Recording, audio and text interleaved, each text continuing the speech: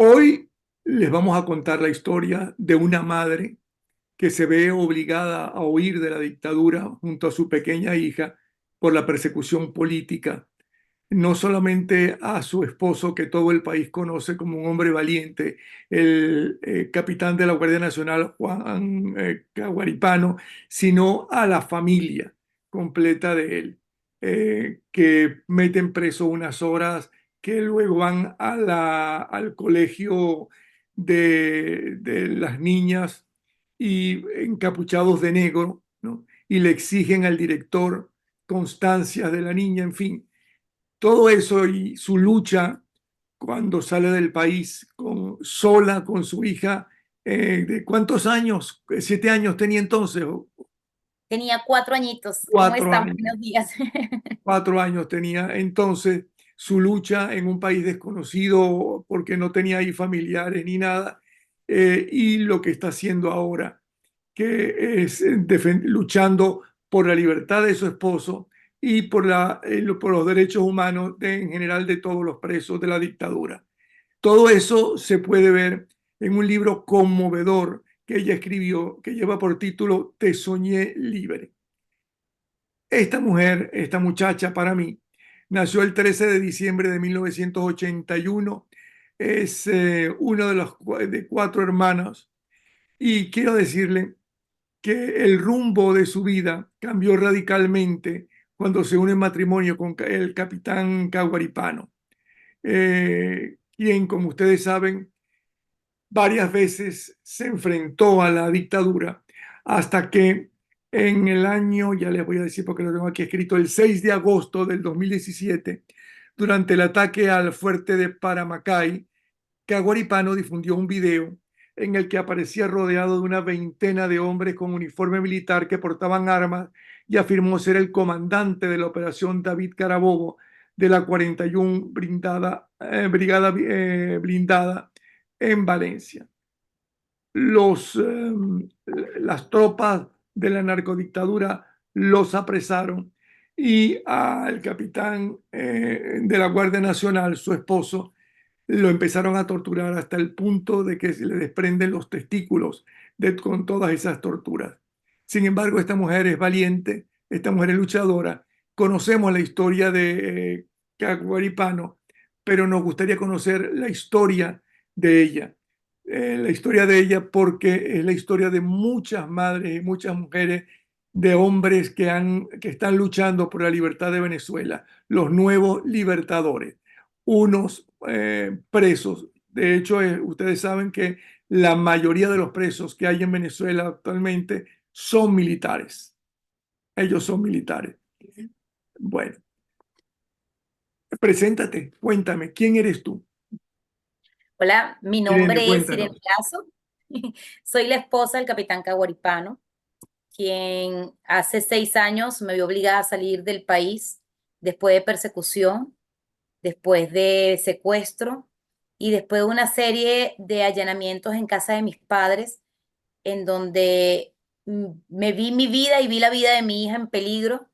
Y luego del secuestro, que fue como lo último, me tocó tomar la decisión de salir clandestinamente del país. Yo en Venezuela era fisioterapeuta, o soy fisioterapeuta, trabajaba en el Hospital Universitario de Caracas, me ejercía con una especialidad en neurología, amaba por completo mi trabajo, pero lamentablemente también lo tuve que dejar para salir y poner en resguardo a mi hija. Soy la número 2 de 4 hermanas, hija de médico y de músico. Ahora, ¿cómo esa niña que quería ser balletista termina siendo ¿cómo es la terapeuta? ¿Ok? Fisioterapeuta. Y casada con un capitán de la Guardia Nacional. Bueno, eso es súper lindo, eso lo cuento en el libro y en los capítulos van a ir viendo un poco ese desarrollo de cómo yo me fui formando como profesional, cómo yo me fui formando en el área tanto académica y fui despegándome un poco de la parte artística. Pequeña hice ballet, hice natación, representé a Venezuela con la Selección Nacional de Natación en Puerto Rico en 2 oportunidades. Y siento que esas actividades me fueron forjando un carácter que hoy día agradezco mucho a mis padres haberme metido en esas disciplinas porque definitivamente esas actividades extracurriculares crean una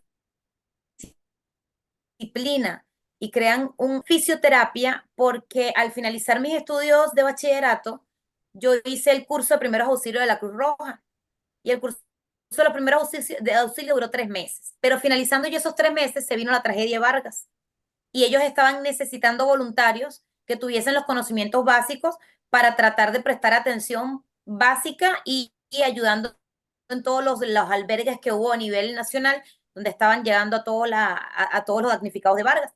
Entonces, estando allí, me di cuenta que mi vocación estaba en servir y ayudar, pero me gustaba mucho la parte médica. Que Pero por no cierto, sabía si perdona me que te interrumpa, yo dije que era terapeuta, era fisioterapeuta. Qué fisioterapeuta, diferente. sí, Ajá. terapia física. Entonces, comencé a darme cuenta cuál de las carreras del área de la salud más me llamaba la atención y definitivamente consideré que la fisioterapia era una carrera prácticamente milagrosa, porque uno con las manos puede llevar salud sin necesidad de dar medicamentos y sin necesidad de tener más nada, sino tus conocimientos, tus manos y aplicando sobre el paciente las técnicas. Entonces ahí comencé a estudiar en el Colegio Universitario de Rehabilitación Miles Hamilton, el que conocen todos como el Pérez Carreño.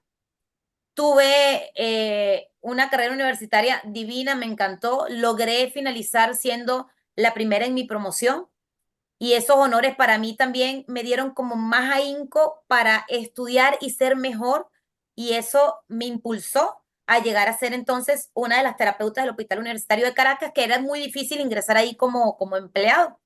Y aún así, estando dentro del hospital, empecé a especializarme más y terminé siendo fisioterapeuta neurológica. En el año 2007 hay dos momentos claves en tu vida. Te gradúas por un lado en la Universidad de Fisioterapeuta y además conoces a Juan Carlos Caguaripano. ¿Cómo lo conoces y cómo fue ese romance? Es bien cómico porque yo veía pacientes a domicilio al salir del hospital y una paciente que había salido del hospital dada de alta, Magdalena Rodríguez, familia ahora para mí, la llevo en el alma y en el corazón a ella y a toda su familia. Ella sufrió un ACV y aparte tenía una polineuropatía. Y entonces yo empecé a trabajar con ella en casa para tratar de recuperarla y llevarla a esas actividades de la vida diaria. Y resulta que el sobrino de ella había estado, era un militar y había estado 15 días en unos calabozos, que recuerdo yo todavía esa vez cuando Chávez dijo que tenía 2 capitancitos encerrados en los calabozos del DGCIN y se iban a morir ahí porque le iban a dar un magnicidio. Y yo conozco al sobrino, el sobrino era un militar, me acuerdo que esa vez yo le dije de todo porque como buena venezolana en ese momento no quería saber nada de militares y resultó que ese militar Resultó que que... estaba sí. ahí, que estaba saliendo de los calabozos, y el padre de mi hija. Ahora bien, tu vida cambia en el 2017 por completo, que es cuando encierran definitivamente, ya lo habían encerrado antes, al capitán y empieza la persecución. A él las torturas y a ustedes la persecución. ¿Cómo fue salir y dejar toda tu historia atrás? ¿Por dónde saliste? ¿Cómo fue esa angustia? Háblanos de lo que es para una madre con una hija de 4 años tener que rehacer la vida sin saber qué le depara el futuro. Sí, mira, Napoleón, no fue en el 2017, en el 2017 es cuando él hace la toma del fuerte para Macay ¿Sí? y o sea, lo agarran y lo torturan. Pero en el 2014, 3 años y medio atrás, él ya se había ido a la clandestinidad porque él ya había alzado la voz en contra de lo que estaba sucediendo cuando empezaron las primeras manifestaciones de calle y esa arremetida exponencial contra el pueblo venezolano. Él, durante esos años que estuvo en la clandestinidad, yo tuve que sufrir vigilancia, persecución. Mi hija tuvo 2 intentos de secuestro. El último casi lo logran. En el libro está totalmente especificado todo lo que pasó y lo que sufrí. Y no lo lograron en ese momento gracias a los vecinos y que siempre como vecinos en la urbanización estábamos muy bien organizados. Y después yo solicito al Consulado de Costa Rica que me dé un apoyo a nivel de Cancillería porque la niña había nacido en Costa Rica. Y la niña siendo tica, Costa Rica tenía el deber de exigir que Venezuela le respetaran sus derechos y no la tocaran. Entonces, Ahora bien, gracias a eso, mm, gracias a eso termina la oración. y gracias a eso, la niña no, o sea, bajó un poco la presión con la niña, pero aún así a nosotros como familia, durante esos 3 años y medio se nos siguió llamando, acosando, persiguiendo. Yo siempre tenía, llegó un momento en que hasta lo veía en son de risa. Yo siempre decía que tenía guardaespaldas, porque para donde yo iba, ellos iban detrás mío. Pero Estoy no seguro tenías que mi carro miedo, tenía dispositivos de seguridad. no tenías miedo. Sí, claro. Al principio muchísimo miedo, y especialmente porque la niña estaba muy pequeña. La niña tenía 4 meses de nacida cuando eso. ¿Y Entonces era vivías una sola, mamá. fíjate, y vivías sola con tu hija o había otros familiares viviendo contigo? No, yo en ese momento estaba viviendo en casa de mi mamá. Yo estaba viviendo en casa de mi mamá porque cuando mi hija nace en Costa Rica y nos regresamos a Venezuela, el capitán estaba asignado a el estado Amazonas. Y como yo estaba con la bebé recién nacida, yo decido irme con mi mamá para que mi mamá y mis hermanas que vivían allí me prestaran la colaboración y la atención y el apoyo para andar con la bebé. Yo venía de una cesárea además bastante complicada. Entonces yo decidí quedar en casa de mamá. Entonces mi mamá y mi familia fueron prácticamente testigos de toda esta persecución. La casa de mi mamá la allanaron, la casa de mi papá la allanaron. O sea, fue terrible, la verdad. Fue una situación bastante terrible. Al principio era muchísimo miedo. Yo tuve que meter en el hospital cuando se finalizó mi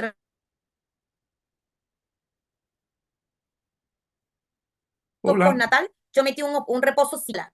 O sea, porque el psiquiatra me decía, ¿es justificado? Yo le digo, sí, no, no llego al punto de tener una ansiedad muy grande por miedo pero mi miedo era dejar a la niña sola con mi mamá, que ellos supieran que una adulta mayor se estaba quedando con la niña, Ahora solas bien, en la casa. ¿tu hija de 4 años ya la llevabas a un maternal o no iba, si no estaba todo el No, en tiempo? ese momento Sammy tenía 4 mesecitos de nacida. Ah, Y ah, ahí pasamos, por eso fue que yo hice todo eso, ahí pasamos todos estos 3 años, pero entonces viene también en el año 2016, 2017, cuando las grandes escasez en Venezuela, que eran terribles, tratar de conseguir un paquete de pañales, tratar de conseguir un pote de leche para poder complementar la alimentación de la niña.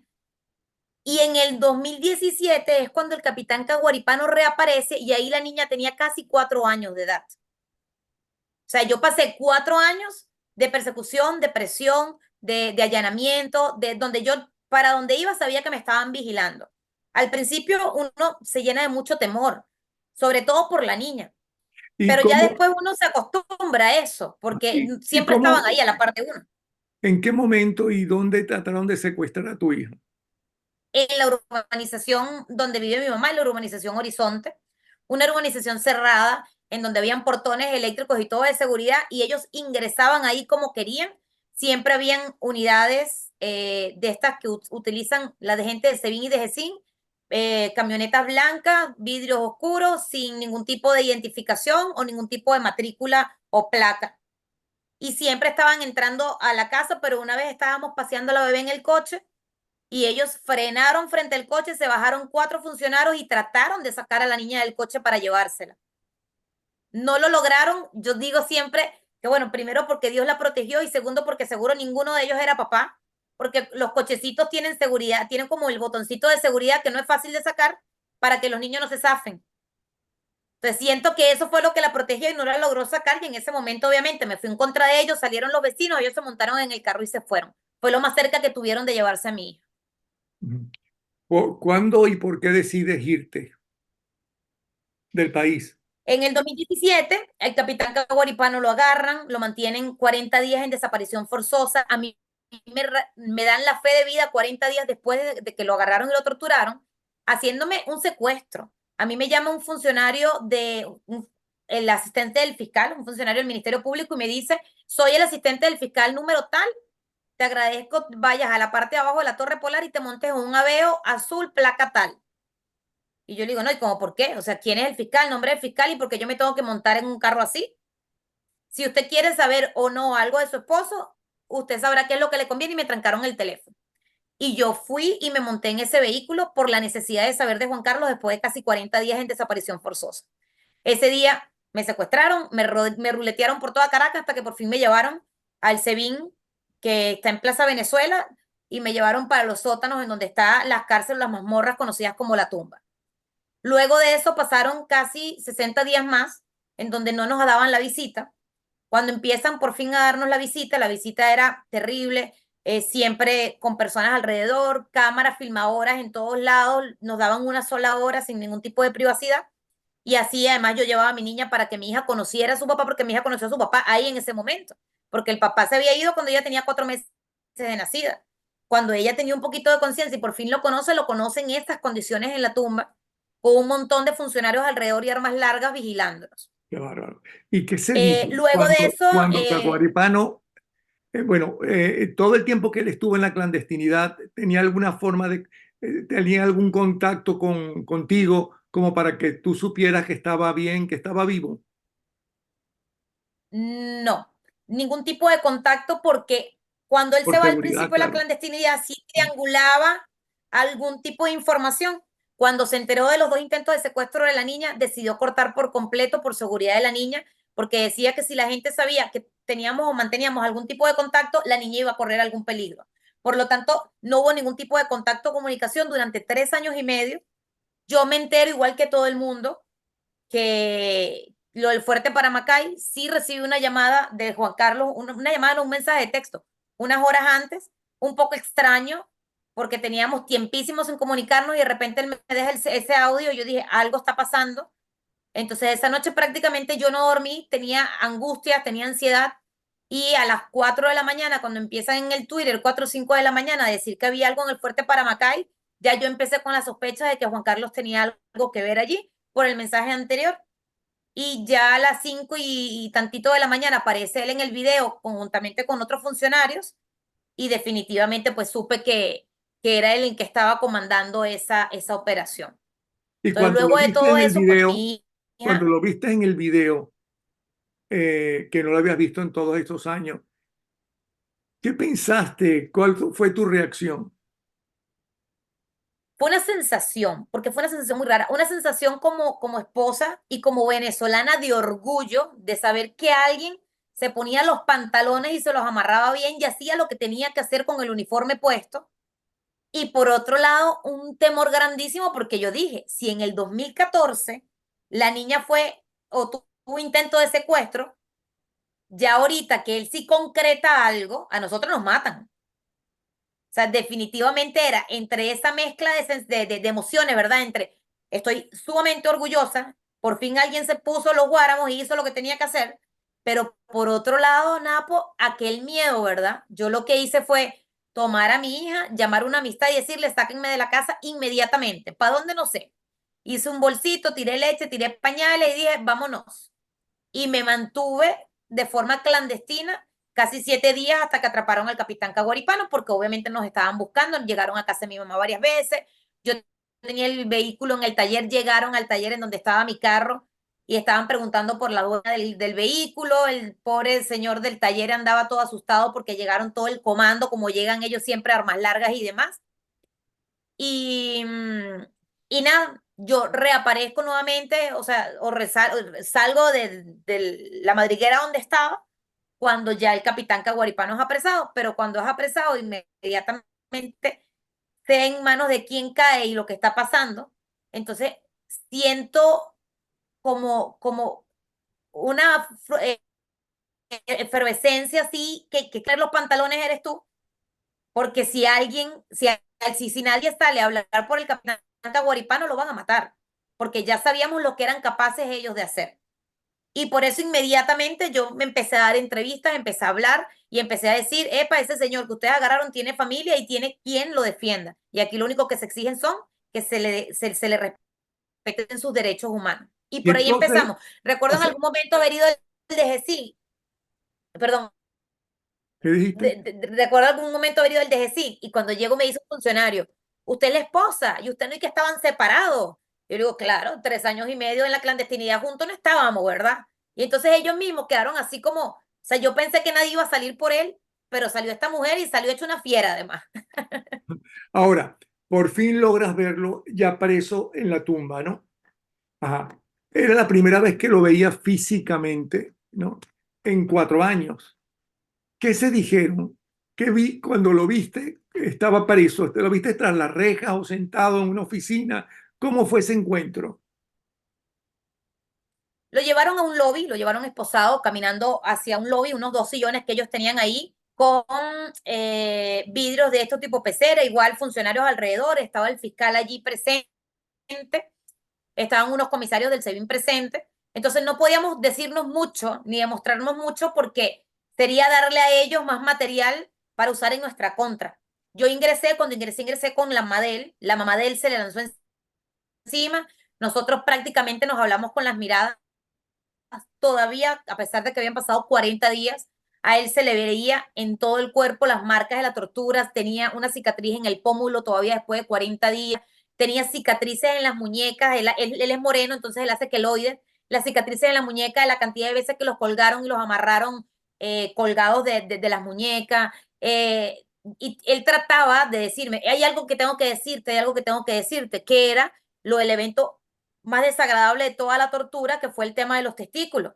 Pero la mamá estaba allí, yo estaba enterada de eso porque yo me entero por el defensor público, que yo siempre iba a tribunales militares, y yo el defensor público le pedí información, le pedí información. Y el defensor público llegó un momento que no aguantó y me dijo las condiciones en cómo lo presentaron. Y cuando él me dice, pues ya yo tengo conocimiento, pero la mamá no, yo no sabía cómo decirle a sus padres, el capitán está en estas condiciones. O sea, era inhumano que yo pudiese decir a unos padres que estaban desesperados por ver un hijo en desaparición forzosa, que además estaba en esas condiciones, que prácticamente estaba moribundo. Entonces, cuando yo lo veo, él hace el intento de decirme varias veces eso, y yo le digo, Juan, ya sé, pero en ese momento se le va la lengua y mi suegra queda en shock. Ella me dice que a partir de ahí ella no recuerda más nada de la visita, ni cómo se despidió, ni nada, porque ella quedó en shock. ¿Cómo? ¿Qué pasó con los testículos? ¿Cómo? Y ella quedó totalmente en shock. Pero nos dieron solamente en esa fe de vida 10 minutos. En 10 minutos es muy poco lo que se puede decir. Traté de que la mamá de él tuviese ese contacto madre-hijo. Yo soy madre y ella necesitaba estar con su hijo. Y adicional a eso, hablar el tema de la defensa. ¿Quién quieres tú que sea tu defensa, tu abogado? ¿Qué quieres que hagamos? Entonces realmente fue eso, nos mantuvimos muy firmes ambos en ese encuentro porque si él se demostraba débil ante sus torturadores por ver a la mamá y a la esposa, o la esposa se mostraba débil, entonces para ellos era un punto a favor y tenían entonces una herramienta más para seguir torturando. Ok, pero después pudiste ir con tu hija, ¿no? Para que conociera a su padre. Ella no sabía quién era su padre porque no lo había visto físicamente. No sé si le habías mostrado fotos durante todos esos años. Ajá. ¿Dónde dónde tu hija conoció a Caguaripano? ¿Cómo era la habitación? ¿Era en la cárcel? ¿Dónde era? Sí, mi hija siempre yo le fui mostrando fotos y se los fui mostrando en civil y uniformado para que ella supiera quién era su papá, a donde fuera ella pudiese reconocer a su papá. Cuando ingresamos al mismo lugar, al mismo salón, en donde a mí me dieron la fe de vida, ahí mismo eran las visitas. Era simplemente un salón de 4x4 Ok. con dos muebles y las ¿Cómo fueron esas ventanas. miradas? ¿Qué le dijo Caguaripano a tu hija? ¿Cómo reaccionó tu hija que veía por primera vez a ese señor que tú le dijiste a través de mostrándole fotos, ese es tu papá? ¿Cómo fue ese encuentro? Mira, mis suegros y yo estábamos asustadísimos porque temíamos a que una reacción normal de un niño sea el rechazo a alguien que desconoce. Entonces decíamos, wow, después de todo lo que pasaba Juan Carlos, que venga la hija y le diga, lo rechace o lo aparte, va a ser más doloroso para él. Entonces no sabíamos si llevar a la niña o no, pero yo dije, no, la niña tiene derecho a conocer a su papá y si su papá se muere ahí, por lo menos que le dé un abrazo. O sea, yo no puedo decirle a ella que no va a ir a ver a su papá, tiene el mismo derecho que nosotros. Y bueno, nos fuimos, pero con aquel temor, ¿verdad? Napo, cuando abren la puerta, ella ve que viene saliendo el papá donde están las celdas, salió corriendo y se le lanzó en los brazos gritando, papi, papi, y todos nos quedamos así. Los custodios lloraban por la escena que hubo ahí, porque nadie pensó que la niña iba a reconocer a su papá y además iba a salir corriendo a los brazos de su padre. En medio de toda la situación, yo creo que eso fue esa sustancia elemental que necesitaba Juan Carlos para mantenerse firme y hasta el día de hoy seguirse manteniendo firme porque lamentablemente el contacto con ellos físico fueron 8 visitas siguientes y después de eso nosotros nos tuvimos que ir porque a mí me secuestran cuando lo de Oscar Pérez. Ahora, ella dice papi, papi, lo abraza. ¿Y cuál fue la reacción de él? ¿Qué le dice el papá? Ah, no, yo nunca había visto, ahí sí, ahí la parte más débil y amorosa de Juan Carlos se vio manifestada. Juan Carlos toda la vida le ha tenido un amor inquebrantable, irrompible, incomparable a esa niña. Ese ha sido su motor de lucha para todo. Y ahí, como te digo, lloraron lágrimas, lloró, salió demasiada emoción. Y la hora que nos dieron de visita, durante toda esa hora, fue la niña encima de su papá. Ahí no había monito que se le quitaran y los dos estaban así abrazados, bueno, de una manera hermosa y tierna que jamás olvidaré. Recuerdo alguna vez haberle dicho a uno de los funcionarios del SEBIN, como ustedes grabaron todas las visitas, yo necesito autorización para que la visita, la primera visita que nosotros ingresamos con la niña, se me sea seguida en un pendrive, porque es el encuentro de una niña con su papá después de 4 años sin verse y sin conocerse. O sea, ese momento fue fabuloso y ustedes lo grabaron, yo lo necesito. Y el funcionario me decía, ¿pero dónde lo saco? ¿Cómo? Yo no sé, no sé. Y yo todavía tengo la fe y la esperanza que cuando la tiranía caiga, todos esos archivos estén ahí y yo pueda tener ese momento tan maravilloso que fue ese encuentro entre padre e hija. Irene, y durante todos esos años, en la soledad del cuarto en la noche, tú acostada, ¿lograbas soñar, dormir fácilmente? ¿Tenías algún tipo de sueño recurrente? No dormía fácilmente porque como siempre habían ingresos de patrullas a la urbanización, siempre temía que en algún momento en la noche, porque así son ellos, siempre en la noche que ingresan, entonces yo me levantaba muchas veces, le daba una vuelta a la casa, verificara que todo estuviese cerrado y realmente el sueño recurrente que he tenido desde hace mucho tiempo y todavía lo sigo teniendo es ver a Venezuela en libertad. Es ese momento donde uno pueda abrir los ojos y despertar y encontrarse que Venezuela volvió a ser esa Venezuela libre, sin persecución, sin presos políticos, en donde cada quien podía hablar y opinar sin necesidad de que eso o que sea, te llevara a estar tras las rejas o a ser perseguido. O sea, mi sueño siempre es y ha sido ese, antes de que Juan Carlos estuviese preso y hasta el día de hoy. Muchas veces cierro ¿Y los en qué ojos y lo único que momento, anhelo. y en qué momento recordabas más recurrentemente eh, tú con él, los dos en libertad antes de que estuviera preso? ¿Había algún momento en especial que solías recordar? Sí, todas las noches cuando yo veía a la niña es la copia del padre. Entonces, ver a Samantha es ver a su papá. Y todas las noches cuando yo veía a la niña, sobre todo cuando uno los ve durmiendo tan angelicales, yo siempre anhelaba, y todavía que la niña está más grande, y cada vez que duerme y yo me asomo y la veo, solamente anhelo ese momento en donde podamos estar juntos como familia o en donde la niña pudiese, aunque sea, salir a un parque y disfrutar de su papá antes de que sea adulta. O sea, siempre esos momentos en contacto con la niña son los que me conectan con eso, con esos momentos de recordar que él tiene y añoro esa libertad y tiene que estar en libertad porque la niña lo necesita. Porque no solamente Irene, la niña lo necesita. Sus padres van envejeciendo. Sus padres necesitan ver a su hijo en libertad antes de fallecer. Entonces Ahora, es muy duro una situación familiar que nos vemos muchos presos políticos, porque no solamente Caguaripán, son muchos familiares de presos políticos que andamos en situaciones iguales o parecidas. ahora bien, llegó un momento en que agarras la maleta tuya y la maletica de tu hija, ¿no? Para irte del país. ¿Qué metiste en esas maletas? Los sueños, más nada. No hice maletas, Napo. No podía hacer maletas porque yo salí en un momento en donde ni siquiera mi familia se enteró que yo estaba saliendo del país. Solamente metí mis documentos, los documentos de la niña. Metí 4 o 5 mudas de ropa para la niña. Yo me llevé como 3 mudas de ropa. Nos llevamos, fueron unos morrales. Le dije a mi mamá, vuelvo, ya vuelvo, nos vamos a encuevar un ratito porque la situación de la persecución está, vamos a ponernos seguras, pero nosotros volvemos. Le metía en el bolso de la niña unos jugueticos, su tetero, su chupón y listo. Eso fue lo único que me Ok, llevé y el resto fueron todos los sueños. no me digas cómo, solamente dime si cómo salieron, caminando, en avión, en barco, pero no me digas cómo. Salimos caminando, cruzamos frontera caminando, Mm, porque yo sabía que no me iban a dejar salir en avión y no me iba a arriesgar. Además que la niña es de nacionalidad costarricense, pero de padres venezolanos. Y en algún momento yo traté de salir con la niña y ellos me dijeron que la niña tenía que salir con documentos venezolanos y ella tenía solamente los documentos ok. ticos. Bueno, Y sabiendo toda la persecución, la salida de ajá, ustedes está detallada en este libro hermosísimo y conmovedor sí, que escribiste. sí, Eh, Te soñé libre. Ibas caminando. ¿Cuánto tiempo tardaste para llegar a Costa Rica? fueron aproximadamente como 4 o 5 días que tardamos en llegar a Costa Rica. Sí, ya Caminando una todo vez, el tiempo.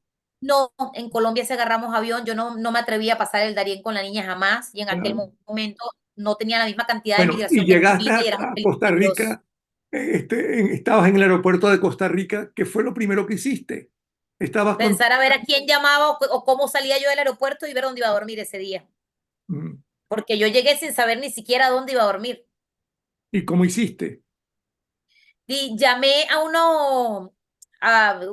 unas fuerzas aliadas, le dice uno, unas amistades que yo tenía aquí y preguntarle, miren, salí de Venezuela bajo esta circunstancia, estoy en el aeropuerto, ¿qué hago? Y me dice, no, bien, espérate que ya vamos para allá por ti.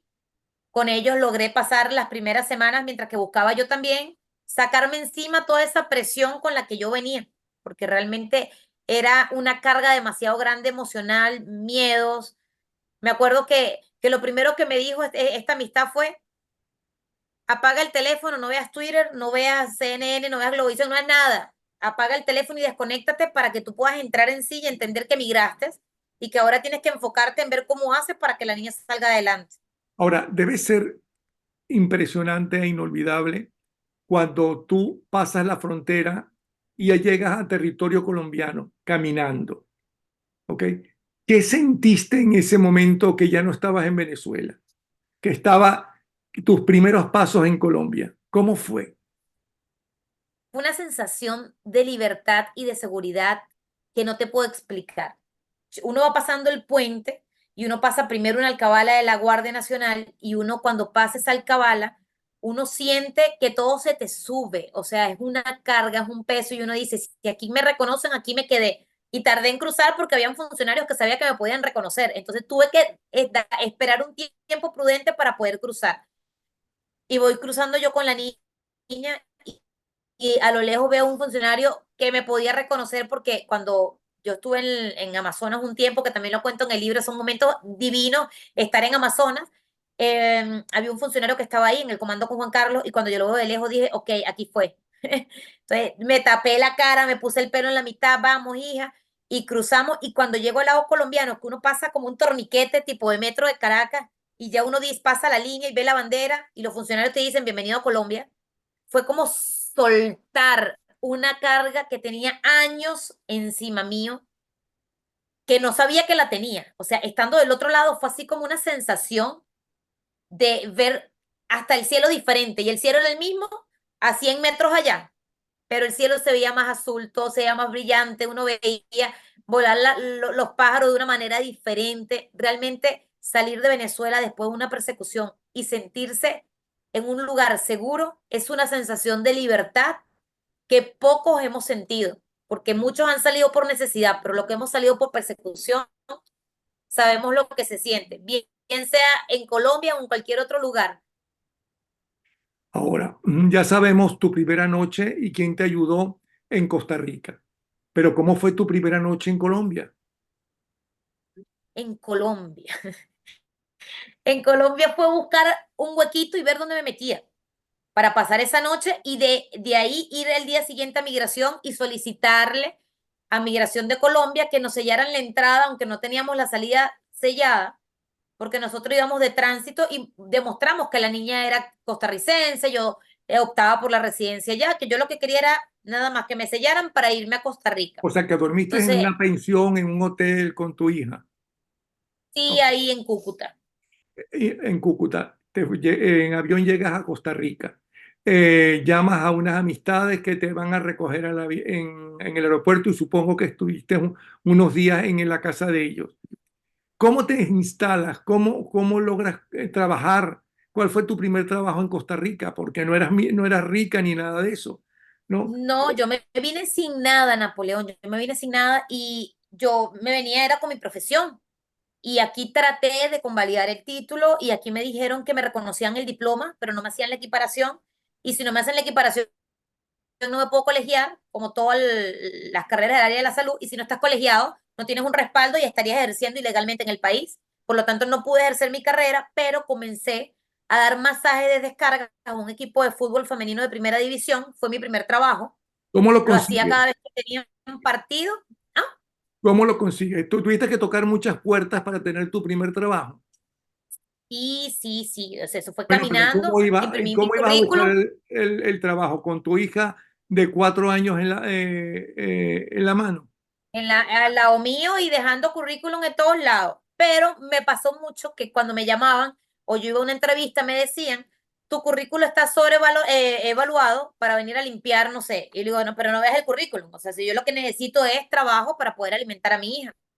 Mira, el tiempo se nos fue Esto fue bastante difícil. rapidísimamente. Además que en Costa Rica, si no tiene, Se nos fue rapidísimamente, pero en ese libro no solamente uno disfruta de las cosas hermosas que te tocaron vivir, sino uno siente la tragedia de una mujer que de repente se queda sola con su hija de 4 años, que conoce a los 4 años bueno, con su bebé, porque cuando va preso por primera vez que Caguaripano, ella es recién nacida prácticamente, ¿no? Eh, exacto. y ese libro, Te Soñé Libre, te muestra lo hermoso, pero también lo dramático de una mujer que tiene que salir al exilio con su hija. De verdad que te felicito. Escribes muy bien, ¿no? Y Yes. eso que no estudiaste en la escuela de letras, sino, pero escribes muy bien. Eh, y yo recomiendo ampliamente este libro porque realmente es muy hermoso. ¿Cómo se consigue? Este libro, aquí lo tengo, Ujú. se llama Te Soñé Libre. Lo van a conseguir a partir del 2 de junio en la página de Amazon. Lo van a conseguir las primeras horas en la versión Kindle, que es la versión digital, en un superprecio de $0.99. Y esto lo estoy haciendo durante las primeras horas que me permita Amazon, porque yo necesito que el libro la gente pueda adquirirlo a pesar de la posibilidad económica que tengan sea bajo. También en la misma página de Amazon, puede ser Amazon España, Amazon México, Amazon.com, que es el que más uno conoce, lo puede adquirir en físico, Amazon lo imprime y se los manda al casillero o se los mandan a la dirección que ustedes deseen. Eh, y en los que están en Costa Rica, aquellos que estén viendo el programa que estén en Costa Rica, yo en Costa Rica a través de una editorial tengo unos lotes de copia ya impresos, así que también pueden a través de mi contacto de las redes sociales me contactan y yo se los hago llegar con muchísimo gusto. Bueno, Irene, Irene Olazo, porque yo te llamo Irene, y bueno, el apellido Irene Olazo. Un abrazo, Iré. felicitaciones, porque eres una mujer fuerte y valiente, ¿ok? Y un gran ejemplo. Gracias, Napo. Se te quiere. Chao.